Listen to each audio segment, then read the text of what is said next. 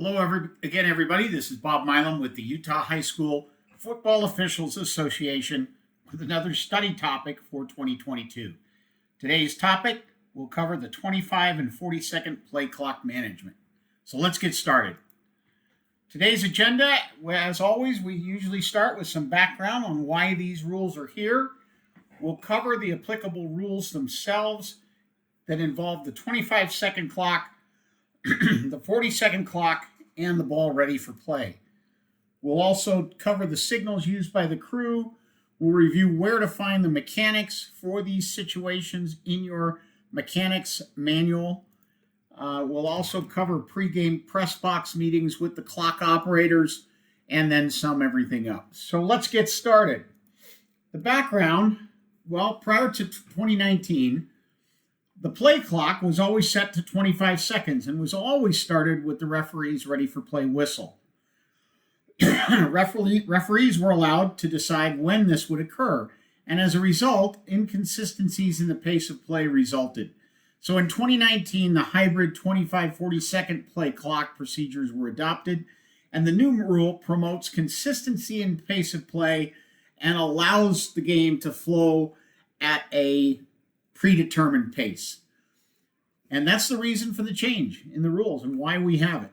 So let's go over what the applicable rules are for this play clock. These rules are found in section 3.6 of the rule book on pages 45 and 46 and basically come in two parts. The first part, which is listed here, deals with when to set the play clock to 25 seconds. And then it starts on the referee's whistle and signal number 1, which is the chop the clock signal to begin play. So Rule 36-1A-1 states that the play clock will be set to 25 seconds in these instances: prior to a try following a score, to start a period or an overtime series, following an inadvertent whistle, which we hope we don't have any, following a charge timeout. Now, there are a couple of exceptions here that are covered by this rule, but skipping those for a moment, it will start on the 25 seconds following a legal kick when a new series is awarded to either team, and following a stoppage by the referee for any other reason. Now, the two exceptions to this are found in 3.5.7 and 3.5.10.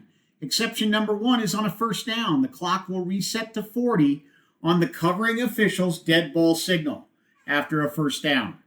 And exception number 2, which is found in 3.5.7E and 3.5.10, is if an equipment or a replaced player, helmet comes off a player, player is found wearing illegal equipment, or equipment in need of repair.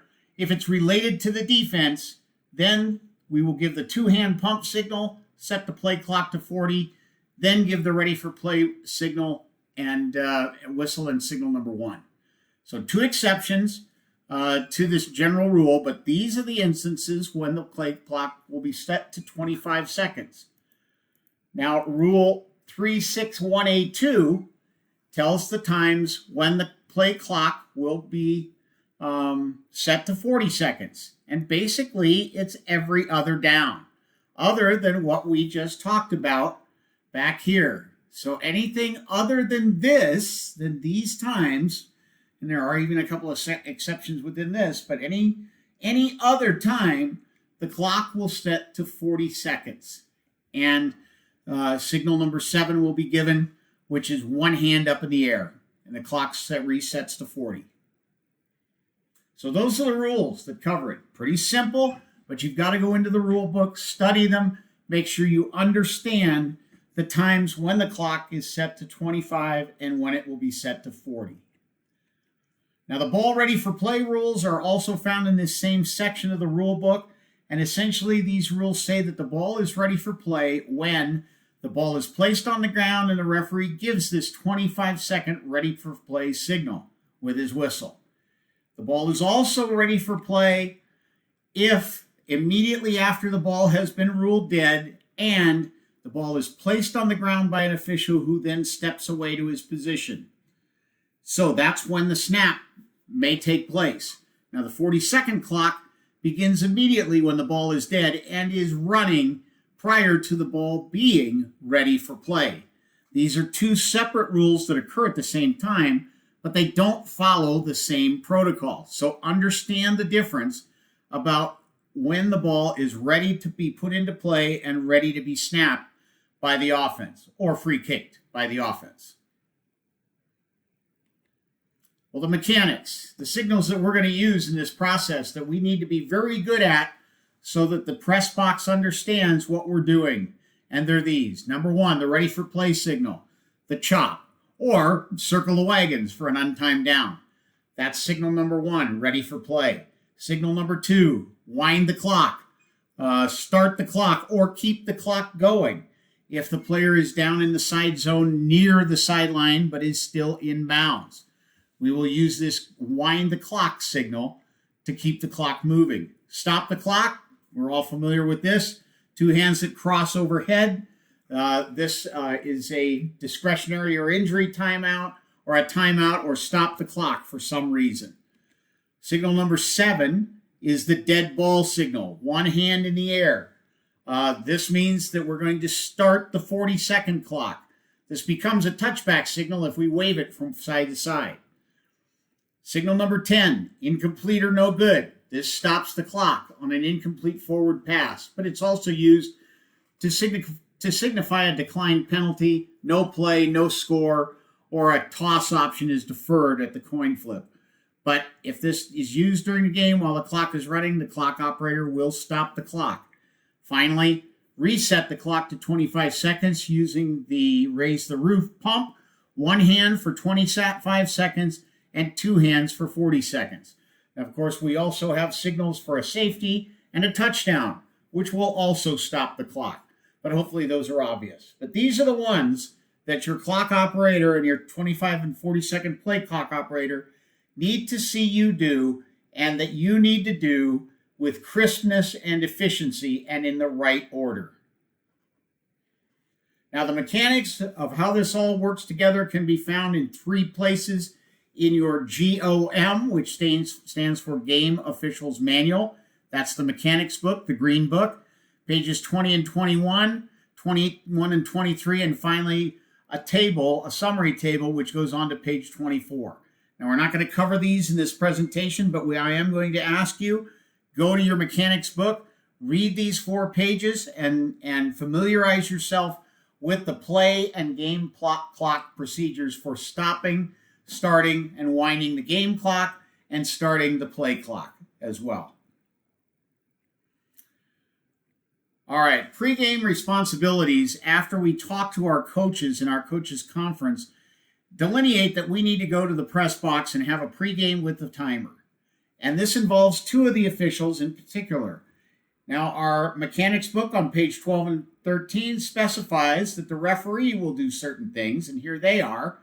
Item 3, he'll approve the clock operator. Item 4, he'll review the signals to start and to stop either clock with both the operator and the PA announcer.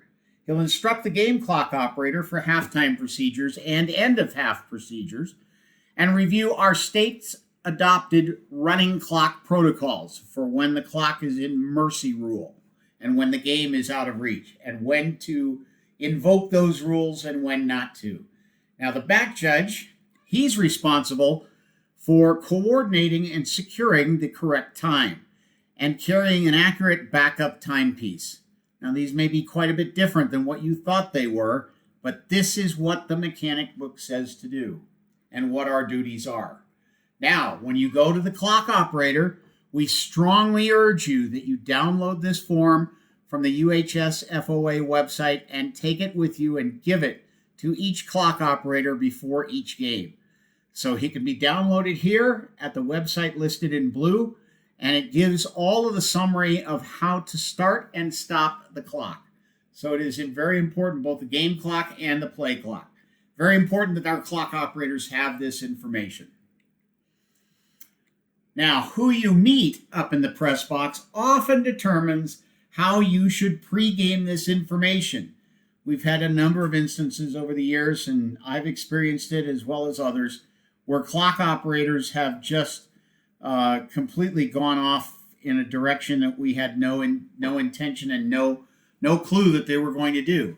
So what we hope to do in these next few slides is to give you some insight that people are different, and particularly clock operators can be one of about 5 or 6 different types of people that you might meet. So here's the first one. This is somebody that I call the distracted kid. Maybe he was assigned to be in the press box as a punishment. Maybe he's bored with everything, but certainly he's got lots of friends that can distract him with texts and other distractions. So how do you deal with a timer and a clock operator who is somebody like this? Well, what we suggest is to stress the importance of the task and try and enlist some of his friends to come and help him in person, to keep everything, make it a group activity if you can, so that it's not just him against the world, but they're all in it together. That might be the best way to deal with the distracted kid. The second type you might run into is what we call the tech-savvy know-it-all. This is somebody that revels in button pushing. They always design their own shortcuts, and they always know a better way to do it. What we suggest you do here is maybe play good cop, bad cop, and suggest that he better get this right, or the bad cop is going to come up and really chew him out. So you play good cop, maybe have your referee be the bad cop, or vice versa.